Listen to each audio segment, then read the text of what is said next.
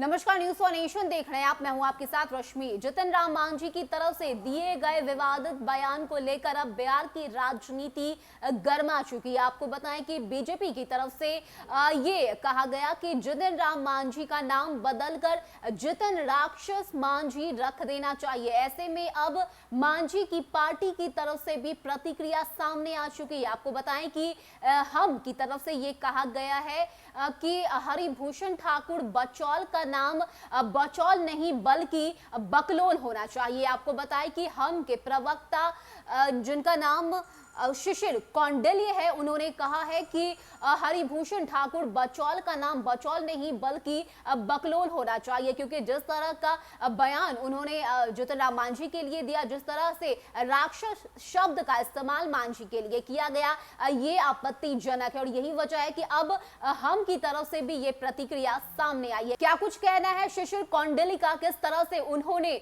BJP पर अपना निशाना साधा है, पहले सुना। हमारे राष्ट्रीय अध्यक्ष मान्यवर जीतन राम मांझी जी के ऊपर भारतीय जनता पार्टी के नेता और विधायक हरभूषण ठाकुर बचौल जी के द्वारा दिया गया बयान बेहद निंदनीय है।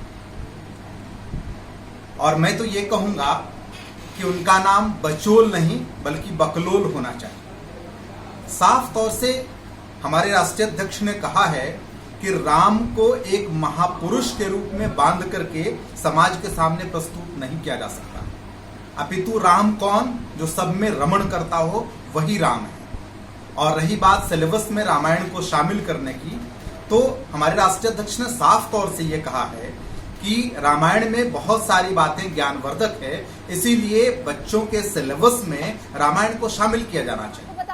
जितन राम मांझी की तरफ से भगवान राम के अस्तित्व पर ही सवाल उठा दिया गया। उन्होंने कहा कि मैं नहीं मानता कि राम कोई पुरुषोत्तम व्यक्ति था, और जिसको लेकर अब बिहार की राजनीति जो है वो तेज हो चुकी है। अलग अलग पार्टी की तरफ से प्रतिक्रिया सामने आ रही है। इसके बीच जितन राम मांझी से जब मीडिया कर्मियों ने बातचीत की, उनसे सवाल पूछे, तो एक बार फिर से मांझी की ने ये बयान दे दिया कि वो अपने इस बयान पर कायम रहेंगे। उन्हें इस बात का कोई अफसोस नहीं है कि उन्होंने राम के अस्तित्व पर सवाल उठाए हैं। इतना ही नहीं, मांझी ने तो ये तक कह दिया कि जिसको जो बोलना है वो बोले, वो अपने बयानों से नहीं बदलेंगे। आपको बताएं कि स्कूल में सिलेबस में रामायण को शामिल किया जाए, इसको लेकर ये जो विवाद है वो शुरू हो चुका है। हालांकि जितन राम मांझी ने ये जरूर कहा है कि रामायण में लिखी गई बातें जो है वो सीखने लायक है, लोगों को इसे अपने जीवन में उतारना चाहिए, ऐसे में